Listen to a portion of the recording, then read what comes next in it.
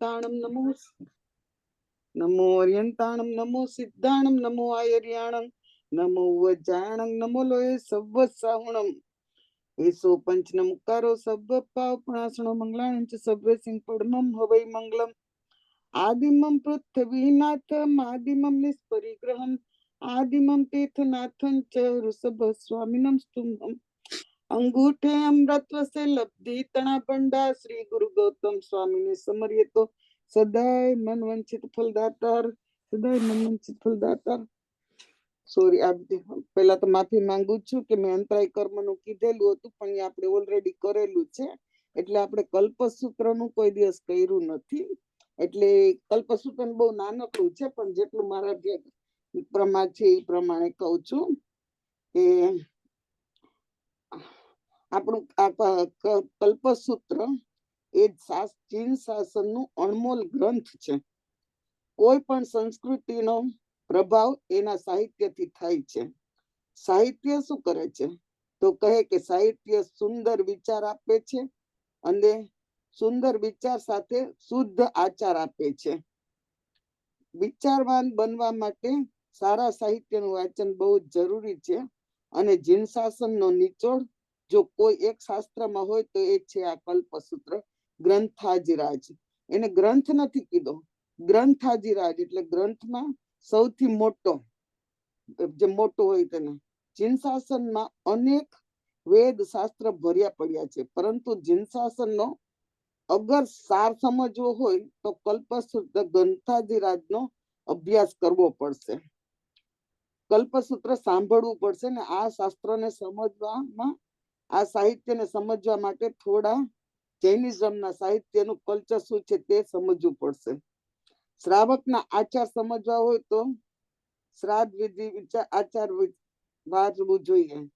જૈન તત્વ સમજવું હોય તો તત્વાર્થ શુદ્ધ વાંચવું જોઈએ. અને 9 તત્વ અને 14 રાજલોકને સમજવા માટે જીવ વિચારને સમજવા જોઈએ. જીન શાસનના કર્મ સિદ્ધાંતો સમજવા માટે કર્મ ગ્રંથોનો અભ્યાસ કરવો જોઈએ. સાધકની જીવન પદ્ધતિ સમજવી હોય તો યોગી પ્રકાશનું 3 ભાગમાં છે તે વાંચવું જોઈએ. તે એકના ગ્રંથ છે યોગી પ્રકાશ. એટલે સાધકની જીવન પદ્ધતિ આપણે સમજવી હોય તો યોગી પ્રકાશનો એક ગ્રંથ છે, તેના 3 ભાગ વાંચવા જોઈએ. ઉત્તમ મહાપુરુષોનું જીવન સમજવા માટે ત્રિસૃષ્ટિ સલાખા વાંચવું જોઈએ. ગુરુ મહારાજ સાથે કેવો વ્યવહાર રાખવો જોઈએ તે સમજવા માટે ગુરુ વંદન ભાષ્ય સમજવું જોઈએ. અગર જિનાલયમાં ભગવાનની ભક્તિ કેવી રીતે કરવી જોઈએ તે માટે ચૈત્ય વંદનનું ભાષ્ય વાંચવું જોઈએ. સંસારનું વાસ્તવિક સ્વરૂપ શું છે તે સમજવું હોય તો વૈરાગ્ય શતક ગ્રંથમાંથી મળે છે. માતા પિતા અને વડીલો સાથે કેવો વ્યવહાર કરવો જોઈએ તે સમજવા માટે હિતોપદેશ સમજવું જોઈએ. આ કેટલા બધા ગ્રંથો છે આપણી પાસે. આ રીતે અલગ અલગ સાહિત્યો છે, ચાહે તે અધ્યાત્મ વિષય કે તત્વજ્ઞાન, ચાહે ભાષાના વિષય હોય, અલંકારના વિષય હોય, ગીત સંગીત કે આયુર્વેદ હોય, તો ગણિતનો વિષય હોય છે. જૈન આચાર્ય કોઈ ને કોઈ ગ્રંથો બનાવ્યા છે, પરંતુ આ બધું જ વસ્તુનો સાર તો એક જ ગ્રંથમાં કરવો હોય તો કયો ગ્રંથ વાંચવો જોઈએ? તો કહે કે ગ્રંથાધિરાજ કલ્પસૂત્ર ને વાંચવું જોઈએ. હવે કલ્પસૂત્ર શું છે, તેનો ઉદ્ભવ સ્થાન ક્યાં કયું છે? તો આપણે જોયું છે કે કલ્પસૂત્ર માત્ર એક પુસ્તક નથી, એક ગ્રંથ નથી, પરંતુ તેનો ઉદ્ભવ ક્યાં છે તે જોવાનું છે. સૌથી પહેલા આપણે સમજવું પડશે કે તીર્થંકર ભગવાન કદી કોઈ ગ્રંથની રચના કરતા નથી. તીર્થંકર ભગવાન એ સર્વજ્ઞ ભગવાન છે, સ્વયં બુદ્ધ છે. ભગવાન એ જે પોતે પોતાની મેળે જ જ્ઞાન મેળવીને પામીને મોક્ષે ગયા છે, ને એ એમના આત્મજ્ઞાનના બળ પર જ કેવળ જ્ઞાન દ્વારા એમને જે કંઈ સમજમાં આવે છે તે જ કલ્યાણ માટે ઉપદેશ આપે છે. ઉપદેશના ફોર્મમાં ગણધર ભગવાન તો તે ધારણ કરે છે, અને પછી જૈન આચાર્યો સાધુ સાધી મહારાજ ગણધરો ગ્રંથોરા રૂપ તૈયાર કરે છે. એટલે ભગવાન પોતે આ ગ્રંથ નથી લખતા, પણ એને ભગવાન પોતે કેવળ જ્ઞાન થઈ જાય પછી ઉપદેશ આપે છે. અને એમના જે ગણધરો હોય છે કે ગૌતમ સ્વામી, કેસી ગૌતમ, એવા લોકો આનું ગ્રહણ કરી અને એ પછી સાધુ સાધ્વીને એનું જ્ઞાન આપે અને સાધુ સાધ્વી આ બધા ગ્રંથો રચે છે. સાધુ મહારાજો આ ગ્રંથોના રૂપમાં તૈયાર કરે છે અને શહેર શહેરમાં, ગામે ગામમાં આ ઉપદેશનો પ્રચાર કરે છે. હવે ભગવાન મહાવીરના કેવળ જ્ઞાન થી આપણે શરૂ કરીએ. ભગવાન મહાવીરને વૈશાખ સુદ દસમના દિવસે સંધ્યા સમયે રુજુવાટિકા નદીના કિનારા પર કેવળ જ્ઞાનની પ્રાપ્તિ થઈ. કેવળ જ્ઞાનની પ્રાપ્તિ થયા પછી પૂરી રાત વિહાર કરીને પાવાપુરીમાં ભગવાન પહોંચ્યા છે. તેઓએ કેવળ જ્ઞાનથી જોયું કે જો અહીં હું ઉપદેશ આપીશ તો શ્રી સંઘની સ્થાપના આજે થઈ શકે છે. અને ગૌતમ આદિ ગણધર દીક્ષા લઈને પૂરા ભારત વર્ષમાં ધર્મની પ્રભાવના કરશે. હવે ગૌતમ સ્વામી આવ્યા. આપણે બધા જ જાણીએ છીએ કે ગૌતમ સ્વામી એટલે કે ઇન્દ્રભૂતિ બ્રાહ્મણ ભરપૂર અભિમાન લઈને આવ્યા હતા. એમના જીવનના બે એક્સ્ટ્રીમ હતા. એમના જીવનમાં બે એક્સ્ટ્રીમ હતા. એક તો એક બાજુ એ ગૌતમ પૂરેપૂરા અહંકારથી ભરેલા હતા ને બીજી બાજુ આજે સમગ્ર વિશ્વમાં એમના સમર્પણના જ ગુણગાન ગવાય છે. એટલે ઇન્દ્રભૂતિની બે બાજુઓ હતી કે પેલા તો એને અભિમાનથી ભગવાન પાસે આવ્યા અને ત્યાર પછી ભગવાન પાસેથી જ્ઞાન પામી અને એમને દીક્ષા લીધી અને એમને જે જે આપણને આપ્યું છે એ બધું આજે આપણે જાણીએ છીએ. એટલે એમના જીવનના બે એમના સમર્પણના જ ગુણગાન થાય છે. ભક્તિનો અગર પર્યાયવાચક શબ્દ હોય તો ઇન્દ્રભૂતિ ગૌતમ. ઇન્દ્રભૂતિ ગૌતમના મનમાં એક સંદેહ હતો. 14 વેદોના પરાગામી તલસ્પર્શી જ્ઞાતા જે એક માત્ર બોલે અને દેવતા નીચે પધારે એવી છટા, એવો પ્રભાવ જેમનો હતો તેવા બ્રાહ્મણોના લીડર એ આ ભગવાન પાસે મસ્તક ઝુકાવી દે છે અને તીર્થંકર ભગવાનને આજે સર્વસ્વ માને છે. સંપૂર્ણ અભિમાન ચૂરાચૂર થઈ ગયું. એમને પણ એક સંદેહ હતો કે આત્મા છે કે નથી.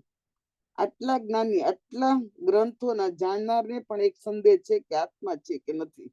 અને વેદોની જ ભાષામાં, પરિભાષામાં બોલીને ભગવાન મહાવીરે આત્મ તત્વની સિદ્ધિ પ્રાપ્ત કરાવી. ત્યારે ઇન્દ્રભૂતિ ગૌતમ સ્વામીને, ગૌતમ ભગવાન પાસે બધું જ ન્યોછાવર કરીને દીક્ષા ગ્રહણ કરે છે. હવે ગણધરોની દીક્ષા થઈ. દીક્ષા ગ્રહણ કરીને સૌથી પહેલા ભગવાનને હાથ જોડીને એક પ્રશ્ન પૂછે છે કે ભૈવમ કિમમ તત્વમ, હે ભગવાન આ જગતનું તત્વ શું છે? મને આપ માર્ગદર્શન આપો. આપ સ્વયં બુદ્ધ પરમાત્મા છો, આપ સર્વજ્ઞ ભગવાન છો, આપ અમને માર્ગદર્શન આપો. અને ત્યારે ભગવાને ફક્ત 3 જ શબ્દો બોલે છે. લાંબા લાંબા ભાષણ નથી આપતા. કેવળ 3 જ શબ્દો બોલવાથી આ ગણધરોમાં જ જ્ઞાન ભરેલું છે કે એનું એ કઈ એ લોકોનું એક ભવનું ન હતું, ભવો ભવનું હતું. એટલે 3 શબ્દમાં જે ભગવાન બોલે છે બધું જ સમજી જાય છે અને એમના આત્મામાં દબાયેલું એ જ્ઞાન જાગૃત થાય છે. આ 3 શબ્દો સાંભળવાથી ઉપમે ડૂબા એટલે કે ઉત્પત્તિ, બીજું છે વિગમે ઈવા એટલે સ્થિતિ, અને ત્રીજું છે દુબે કુવા એટલે કે લય. આ 3 શબ્દો સાંભળીને જ ભગવાન એ શું કહ્યું છે? ઉત્પત્તિ, સ્થિતિ અને લય, જગતનું તત્વ અગર જાણવું હોય તો આ 3 શબ્દો છે. બાકી કોઈ પણ ચીજ પહેલા ઉત્પન્ન થાય છે એટલે ઉત્પત્તિ, અને થોડા સમય પછી તેની સ્થિતિ એટલે સ્થિતિ આવ્યું, અને ત્યારબાદ તેનો લય થાય છે. આ સાયકલ ચાલતી જ રહેવાની છે. હે ગૌતમ, તમારી અને મારી ભવની આ સાયકલ ચાલી જ આવે છે. હવે આ સાયકલનો તોડીને મોક્ષની જો પ્રાપ્તિ કરવી હોય તો તમને આ જ્ઞાન હોવું જરૂરી છે. બસ આ 3 શબ્દો સાંભળીને ઇન્દ્રભૂતિ, અગ્નિભૂતિ, વાયુભૂતિ ઇત્યાદિ જેટલા પણ આવેલા હતા ભગવાન પાસે, તે ભગવાન મહાવીરના પ્રમુખ શિષ્યો હતા, તે સર્વના જ્ઞાનને પિન પોઈન્ટ કર્યા હતા.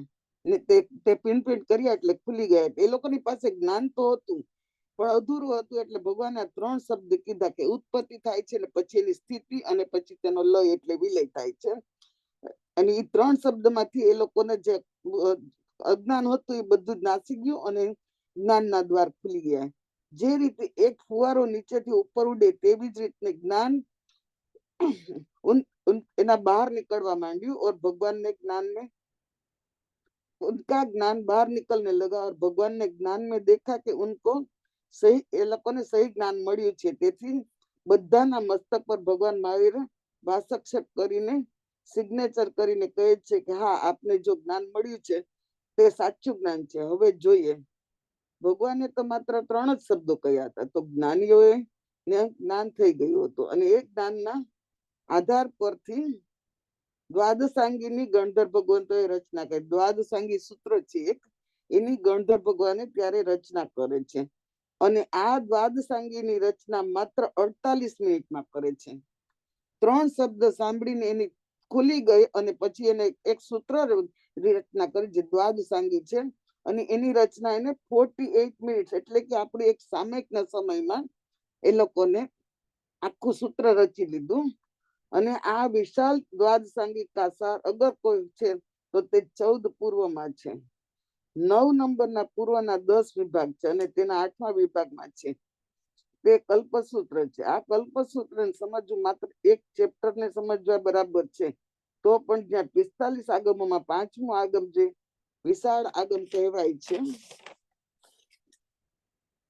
તે છે ભગવતી સૂત્ર. અને એ ભગવતી સૂત્રમાં ગૌતમ સ્વામી 36,000 પ્રશ્નો ભગવાન મહાવીરને પૂછે છે અને દરેક પ્રશ્નોના જવાબ ભગવાન મહાવીર આપે છે. આટલો વિશાળ ગ્રંથ હોવા છતાં ગ્રંથાધિરાજ આને નથી કહ્યો, પરંતુ ગ્રંથાધિરાજ તો 8મા ચેપ્ટર એટલે કે કલ્પસૂત્રને કહ્યું છે. કલ્પસૂત્રમાં આપને 3 વસ્તુઓ મળશે: આનો ઉપદેશ કરવો, આની વ્યાખ્યા કરવી અને જ્ઞાની ભગવંતોનું કામ છે. અને દરેક સંઘમાં હર સાલ પર્યુષણ પર્વમાં આ કલ્પસૂત્રનું વાંચન અવશ્ય થાય છે. છતાં પણ થોડી કલ્પસૂત્રની જાણકારી આજે આપણે લઈશું. આ કલ્પસૂત્ર ની ઉદ્ભવ ભગવાન મહાવીરના નિર્વાણ પછી 100 વર્ષ પછી એમની પાઠ પરંપરા પર આવેલા પંચમ ત્રુટિ કેવડી જ્ઞાન ભગવાન ભદ્રબાહુ સ્વામી, પંચમ શ્રુતિ કેવડી ભગવાન ભદ્રબાહુ સ્વામીએ જે ભદ્રબાહુ સ્વામીએ ઓસગ્ર નામનું સૂત્ર રચ્યું હતું અને આપણને આપ્યું છે. માર મરકીના ઉપદ્રવનો શાંત કરનાર મહાપ્રભાવ સૂત્ર આપ્યું છે. એમણે જ કલ્પસૂત્રની રચના ભગવાન મહાવીરના એક એક શબ્દ પ્રમાણે કરી તેને દશાશ્રમ સંઘ નામના જગ્યા આપી છે. આજની તારીખમાં જે પ્રચલિત કલ્પસૂત્ર છે તે ભદ્રબાહુ સ્વામીનું જ ઓરિજિનલ સૂત્ર છે. ભગવાન મહાવીરના શબ્દો પ્રમાણે જે સૂત્ર ગણધર ભગવંતોએ કર્યા તેના આધાર ઉપર જો આ કલ્પસૂત્ર આજ ભારત વર્ષમાં પ્રચલિત છે તો તેમાં છે શું તે સમજવું સૌથી પહેલા બહુ જ જરૂરી છે. એમાં 3 વિષય છે. એનો સૌથી પહેલો વિષય છે કલ્પ એટલે કે આચાર. તો કોનો આચાર કરો? તો કે સાધુઓનો આચાર કરો. સાધુ ભગવંતોને કેવી રીતે ઉઠાય, કેવી રીતે દિનચર્યા કરે, કેવી એમની દિનચર્યા હોવી જોઈએ, કેવી રીતે તેઓ સુવે, ચાતુર્માસમાં શું કરે, કયા નિયમો પાળવાના, બાકીના શેષ કાળમાં કેવા નિયમો, કેવું એમનું જીવન, એ બધું જ કલ્પસૂત્રમાં સંક્ષિપ્તમાં કહ્યું છે. કલ્પસૂત્રમાં શું છે? કલ્પ એટલે આચાર, સાધુઓના આચાર. બીજું મહાવીર સ્વામી, પાર્શ્વનાથ, નેમિનાથ અને આદેશ્વર દાદા એ ચારેના જીવન ચરિત્ર છે, જેમાં ભગવાન મહાવીર સ્વામીનું જીવન ખૂબ જ વિસ્તારપૂર્વક વર્ણન કરેલું છે અને બાકીના 3 ભગવંતોનું વર્ણન કરેલું છે. અને બાકીના 3 ભગવંતોનું જીવન ચરિત્ર સંક્ષિપ્ત એટલે કે ટૂંકાણમાં કરેલું છે. વિષય છે પાઠ પરંપરા એટલે કે ભગવાન મહાવીર સ્વામીને 2500 વર્ષ થયા તો તેની એક એક ઘટના આ કલ્પસૂત્રમાં લખાયેલી છે. તેને પાઠ પરંપરા કહેવાય. આના પછી આ થયું. આના પછી જેને ભૂત અને વર્તમાન સમય સુધીનું વર્ણન કલ્પસૂત્રમાં કરેલું છે. કલ્પસૂત્ર ગ્રંથાધિરાજ એક એવો ગ્રંથ છે કે જેના એક ગર્ભવતી સ્ત્રીને કેવી રીતે રહેવું જોઈએ, કેવી રીતે ખાવું પીવું જોઈએ, કેવી રીતે ચાલવું જોઈએ, તે ભગવાનની માતા ત્રિશલા રાણી પાસેથી શીખવું જોઈએ. આ કલ્પસૂત્રમાં ભાષાનું વર્ણન કરેલું છે, તે અદ્ભુત છે. કેવળ કલ્પસૂત્રમાં ત્રિશલા માતાના પલંગના વર્ણન સાંભળીશું તો આપણે ચોંકી જઈશું કે શું આપણી પાસે ભાષાનો વૈભવ છે. બહારની ભાષાઓ તો વિશેષની ભાષાઓમાં તો આપણે પાસે કચરો છે. આની પાસે કલ્પસૂત્રમાં આયુર્વેદની વસ્તુઓ પણ આપણને જાણવા મળે છે કે શું શું ખાવું જોઈએ, શું શું પીવું જોઈએ, શેનો ત્યાગ કરવો જોઈએ. કલ્પસૂત્રની અંદર આપણને જ્યોતિષ શાસ્ત્રનો પણ મળશે. કલ્પસૂત્રમાં આપણને નિમિત્ત શાસ્ત્ર પણ મળશે. કયા ટાઈમે કઈ ઘડીએ શું શું ઘટના ઘટી, એનું પરિણામ શું આવ્યું, આ બધું જ આપણને કલ્પસૂત્રમાંથી જાણવા મળશે. વ્યવહાર સૂત્ર કલ્પસૂત્રમાં આપણને વ્યવહાર શાસ્ત્ર પણ મળશે. શું શું આપણે આચરવું જોઈએ. આપણે ગુરુ ભગવંતોને જ્ઞાનીઓને આપણા પર ઉપકાર છે તો આપણને બહુ જ બધું જ આપ્યું છે. એક જ સારાંશ એટલે કે એક જ ગ્રંથમાંથી ગ્રહણ કરવાનું છે. તો એ કલ્પસૂત્ર હવે જોઈએ કે આપણી પાસે આ કલ્પસૂત્રમાં આવ્યું કેવી રીતે. દશાશ્રુત સ્કંદ નામના આગમમાં ભદ્રબાહુ સ્વામીએ લખ્યું. ત્યારબાદ ભગવાન મહાવીરના નિર્વાણ પછી 980 વર્ષ સુધી આ શબ્દોની લિપિબદ્ધ એટલે કે પેપર પર ન લખાયા. કારણ કે ત્યારે પરંપરા હતી કે માણસો પેપર કાગળ કઈ વાપરતા નહોતા, બધું મનમાં જ રાખતા હતા. અને ત્યારની પરંપરા હતી કે વિના કારણ એક પણ અક્ષર લખીએ તો એક એક અક્ષર પર એક એક આયંબિલ નું પ્રાયશ્ચિત કરવું પડે. આજે તો બધું જ બદલી ગયું છે, પરંતુ ત્યારે તો એમાં બધા જ ભગવંતના વચનામૃત મસ્તકમાં ધારણ કરવા પડ્યા હતા. દિમાગમાં આ યાદ રાખવા પડતા હતા અને ગુરુ શિષ્યોને પરંપરાગત આ જ્ઞાન આપતા જતા હતા. કેટલા વર્ષ સુધી? 980 વર્ષ સુધી. 980 વર્ષ પછી એક ઘટના ઘટી. વિક્રમની શતાબ્દી હતી અને સાલ હતું 510. અને 510 વર્ષમાં વલ્લભીપુર નામે જે શત્રુંજય ગિરિરાજ જે ગુજરાતમાં સ્થિત છે તેની બાજુમાં વલ્લભીપુર ગામ છે. વલ્લભીપુર ગામના એક દેવર્દિક ગણિત ક્ષમણ વિશાળ સમુદાય સાથે પહોંચાવ્યા હતા. વિશાળ સમુદાય સાથે તેઓ પધાર્યા અને એક શિષ્યની થોડી તબિયત બગડી તો તેમણે કહ્યું કે એક કામ કર, એક શ્રાવકના ઘરે જા અને સૂંઠની સૂકી લાકડી લઈ આવ. તો વવરાવીને તે લઈ આવ્યો અને માથું દુખતું હતું તો માથા પર લગાવી દેજો અને સાંજ પડી જાય તો સાધુને તો એ આગાર છે કે શ્રાવક રાતના તો સૂંઠનો ઉપયોગ ના કરે, એટલે શ્રાવકની પાસેથી લાવેલી વસ્તુ એમને પાછી આપવી પડે. ભગવંત મહાવીરના નિર્વાણને આટલા વર્ષો વીતી ગયા. પરંપરાગત જ્ઞાન ત્યારે અખાતું હતું. વલ્લભીપુરમાં આ ઘટના બની રહી છે. ગુરુ પોતાના શિષ્યને ઉપદેશ આપે છે. શિષ્ય પણ ગુરુની આજ્ઞાનું પાલન કરે છે. શ્રાવક પાસે જઈ અને એક સૂંઠની લાકડી લઈ આવ્યા. માથા પર લગાવે છે સૂંઠ અને તેના આરામ મળે છે. પરંતુ સૂંઠની લાકડી જે હતી તે શિષ્ય એક કાનની ઉપર લગાવી દીધી હતી અને સૂર્યાસ્ત થઈ ગયો હતો અને આપવાનું ભૂલી ગયા. પ્રતિક્રમણનો સમય થયો. બધા જ સાથે મળ્યા તો એ શિષ્યને ગુરુજી જોઈ રહ્યા છે. તેમને થયું કે આણે હજુ આ સૂંઠની લાકડી શ્રાવકને પાછી નથી આપી. તે જોઈને ગુરુ વિચારે ચડી ગયા કે એક નાનકડી વસ્તુ, એક સૂંઠની લાકડી જો સાધુ મહારાજ પાછી આપવાનું ભૂલી ગયા તો પછી શાસ્ત્રોનું શું થશે? તેથી એમ કે એટલું યાદ ન રહ્યું એને, તો પછી આટલા બધા શાસ્ત્રો બધા મગજમાં યાદ રાખે છે તો પછી હવે આ એક લાકડી આપવાનું ભૂલી ગયા તો પછી શાસ્ત્રો કેવી રીતના યાદ રાખશે? તો પછી આ શાસ્ત્રોનું શું થશે?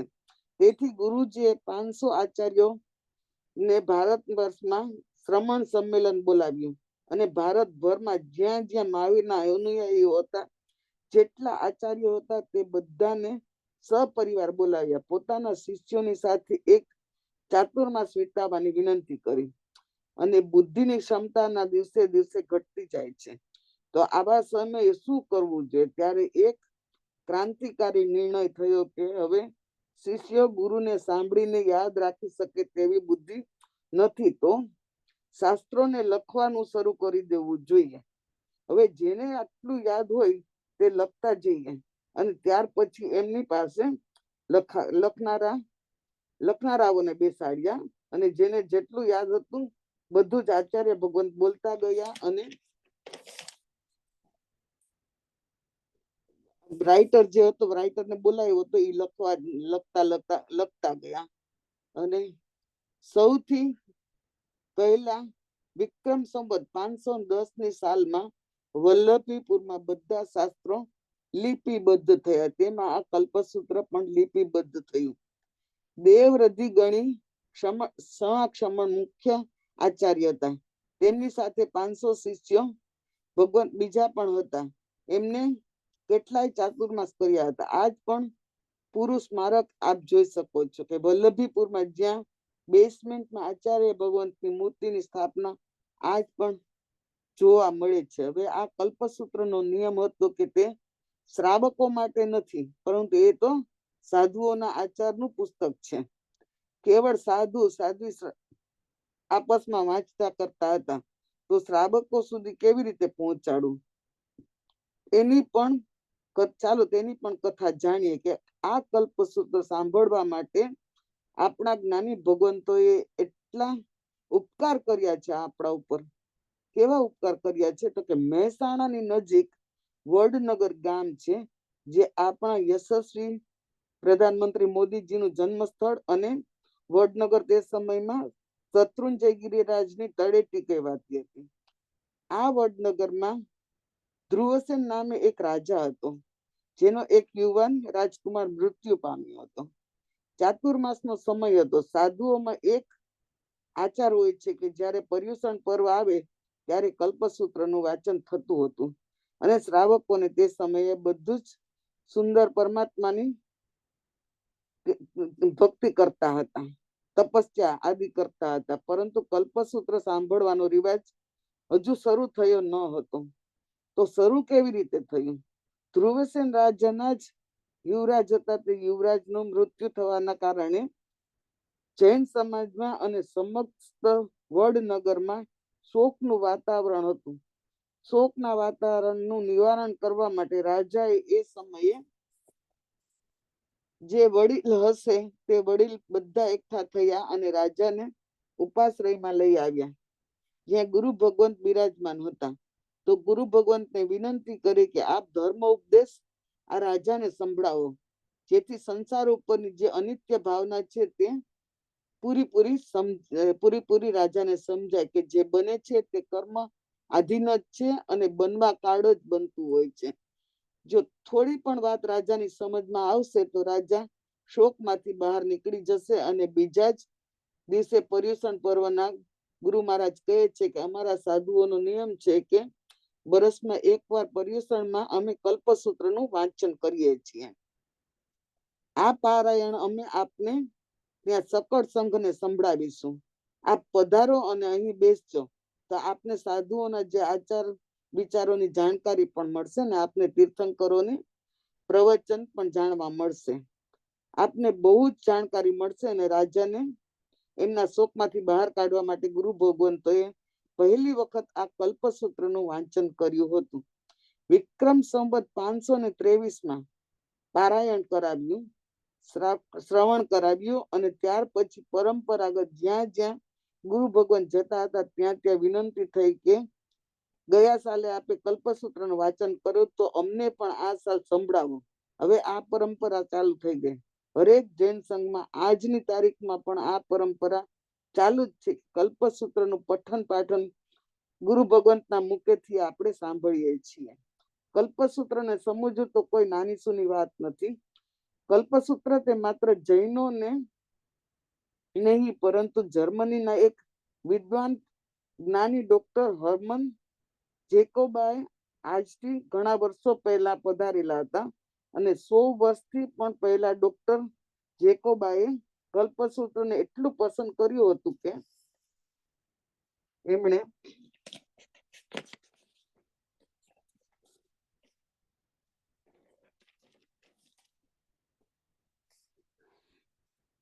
રોમન ભાષામાં એનું ટ્રાન્સલેશન કર્યું હતું અને પૂરા જર્મનીમાં પ્રથમ વખત એમણે પબ્લિશ કર્યું હતું. ત્યારબાદ ઇંગ્લિશમાં પણ લખાયું છે અને આજે તો પૂરા ભારત વર્ષમાં કલ્પસૂત્ર ગવાય છે, સંભળાય છે.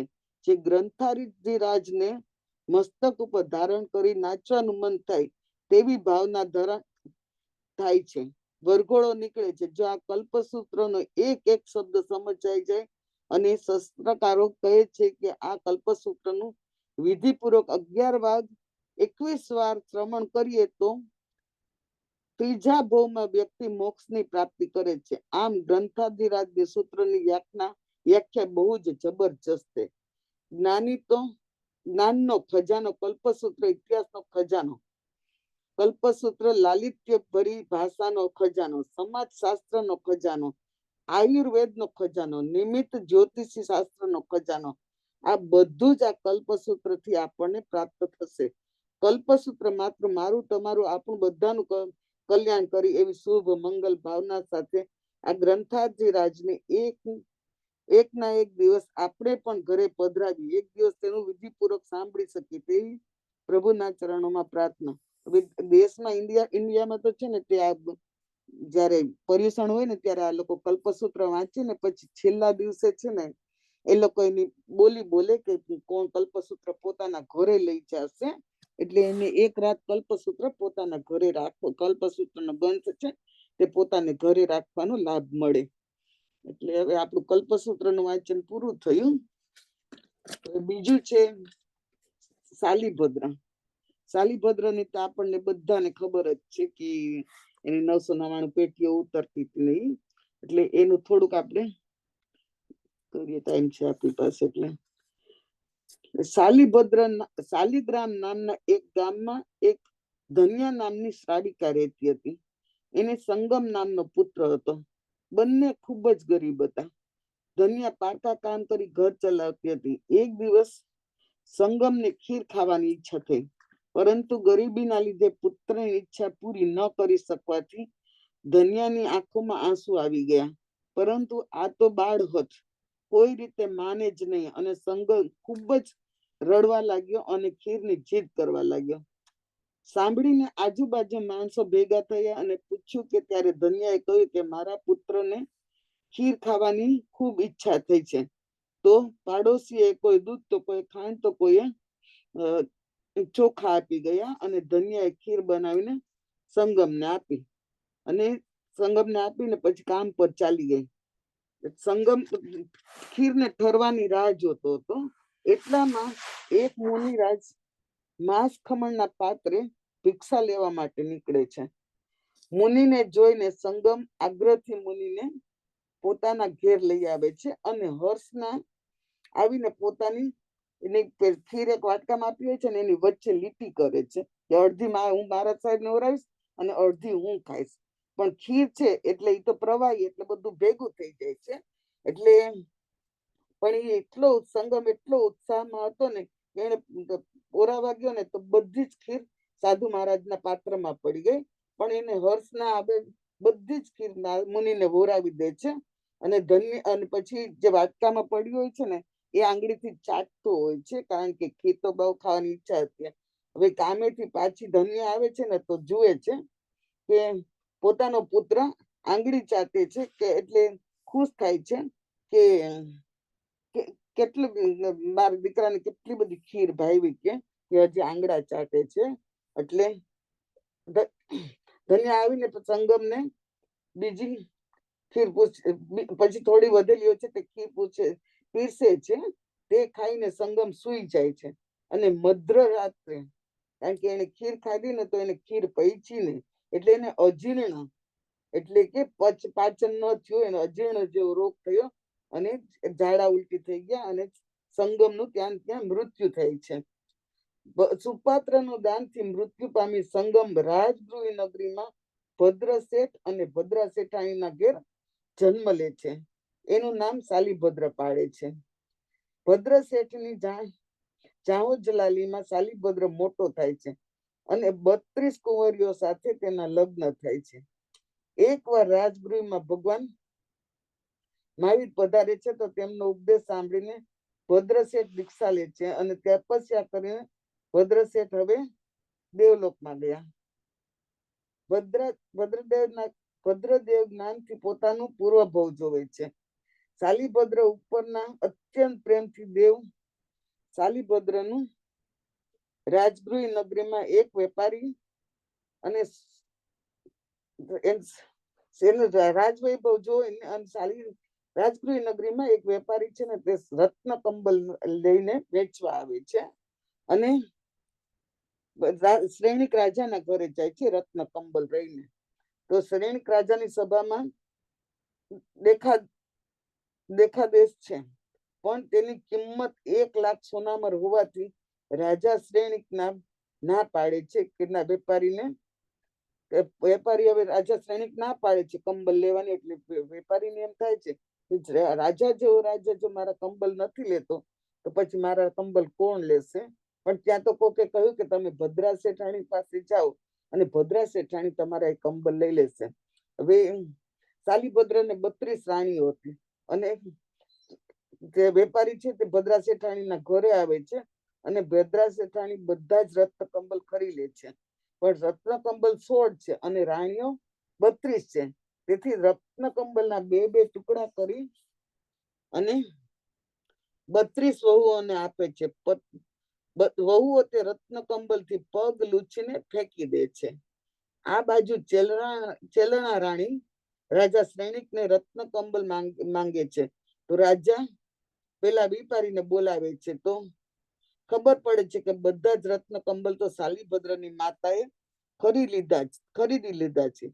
એ સાંભળી શ્રેણિક રાજા સાલીભદ્રને મળવા જાય છે. ત્યારે ભદ્રા શેઠાણી સાલીભદ્ર 7મા માળે બેઠા છે તેમને બોલાવે છે. શાલીને એમ કે શ્રેણિક એટલે કે કોઈ વસ્તુ હશે. કે શાલીને કહે છે કે શ્રેણિક રાજા આવ્યા છે. ત્યારે સાલીભદ્રને એમ કે કોઈ વસ્તુ છે તો એમ કે છે ખરીદી લ્યો અને વખારમાં મૂકી દો. ત્યાં માતા કહે છે કે શ્રેણિક રાજા આપણા રાજા છે, કોઈ વસ્તુ નથી. સાલીભદ્રને શું થયું કે મારા માથે પણ રાજા છે, તો આ મારી જાહોજલાલી શું કામની? હવે તું એવી સંપત્તિ મેળવું કે મારા માથે કોઈ ધણી જ ના હોય. સાલીભદ્રને વૈરાગ પ્રગટે છે. દીક્ષાની ભાવનાથી દરરોજ એક પત્નીનો ત્યાગ કરે છે. સાલીભદ્રની બહેન સુભદ્રા આ વાત સાંભળીને રુદન કરે છે. તો તેનો પતિ ધનના સાથવા છે. તે ધન પૂછે છે કે શું થયું, શા માટે રડે છે? ત્યારે સુનંદા કહે છે કે મારો ભાઈ રોજ એક પત્નીનો ત્યાગ કરી અને 32 દિવસ પછી દીક્ષા લેવાનો છે. એ સાંભળીને ધન્નાજી કહે છે સાલીભદ્ર તો ડરપોક છે. છોડવું હોય તો એક કરીને કેમ બધું જ એક સાથે છોડી દેવું જોઈએ. એમ સુનંદાને મેણું મારે છે કે ત્યારે સુનંદા કહે છે કે મેણું મારે છે ધનાવને કે બોલવું સહેલું છે પણ કરવું અઘરું છે. આ સાંભળી ધન્નાજીને એ જ સમયે બધું છોડીને ચાલી નીકળે છે. સાલીભદ્રને પડકાર કરે છે કે આ શું કાયરની જેમ એક પત્નીનો ત્યાગ કરે છે? ચાલ અત્યારે મારી સાથે ચાલ. સાંભળીને સાલીભદ્ર પણ જય ધન્ના સાથે જઈને ગુરુદેવ પાસે દીક્ષા લે છે. એક દિવસ સાલીભદ્ર મુનિ ગોચરી કરવા જાય છે તો એક વૃદ્ધ સ્ત્રીના હાથે ભિક્ષા મળે છે. સાલીભદ્ર નિરાશ થઈ ગુરુ પાસે આવી માતા પાસે ભિક્ષા ના મળી, પરંતુ એક વખત સાલીભદ્ર જયારે ભિક્ષા લેવા જાય છે ને ત્યારે ગુરુદેવ એને કહે છે કે આજે તું ભિક્ષા લેવા જઈશ ને તો તને તારી ભિક્ષા છે ને તારી મા પાસેથી મળશે. એટલે સાલીભદ્ર ભિક્ષા લેવા જાય છે તો એક બુઢી સ્ત્રી પાસેથી એને ભિક્ષા મળે છે, પણ એની માતા પાસેથી ભિક્ષા મળતી નથી. એટલે શાલિભદ્ર નિરાશ થઈ જાય છે અને ગુરુ પાસે આવીને કહે છે, માતા પાસે ભિક્ષા ના મળી, પરંતુ એક વૃદ્ધ સ્ત્રી પાસેથી ભિક્ષા મળી. ત્યારે ગુરુજી કહે છે કે મેં તમારા પૂર્વ ભવની માતા ધન્યા, જે પેલી કામવાળી હતી ને, એ ધન્યાની વાત કરી હતી. તો ગુરુદેવની આજ્ઞા લઈ શાલિભદ્ર રાજગૃહ નગરીમાં બહાર અનશન લઈને એક માસના અંતે બંને મુનિ સર્વાત સિદ્ધ થયા. ત્યારથી તે બંને મનુષ્ય અવતાર લઈને એક મોક્ષને પામશે. બોલો શાલિભદ્ર દેવ કી જય, જીનસાસન દેવ કી જય.